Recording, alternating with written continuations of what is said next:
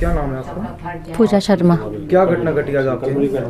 मैं अपने स्कूल से 2:10 पे ऐसे आई हूँ। तो मैंने जैसे ही ताला खोला है तो मेरे कमरे की लाइट जली हुई थी।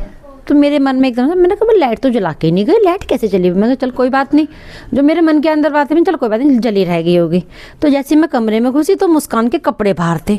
वह कपड़े तो हमने नहीं निकाले, कपड़े कैसे बाहर हैं? तो फिर मेरी निगाह गई अपने डॉल बेड की चद्दर पे। वो डॉल बेड की चद्दर मेरी यहाँ से हटी हुई थी और उस कोने पे से हटी हुई थी। मैंने तुरंत अपना डॉल बेड खोला और जैसे ही मैंने बेड खोला वो मेरे लहंगे का जो रैपर था वो चैन खुली हुई थी।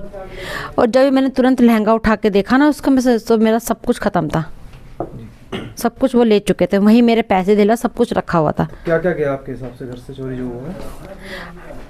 वजन में बता दो जी। मेरे बेटे के ससुराल से थे, मेरे घर का था, मेरी बेटी का था, सब कुछ चला गया मेरा। क्या क्या गया थोड़ा सा बता दीजिए। मेरे बेटी का मेरा पूरा सेट था, गले का था और कानों का था। और मेरी सिमरन का गले का, कानों के, मांग टीका, मंगलसूत्र, 2 जोड़ी कड़े और 2 जोड़ी अंगूठी और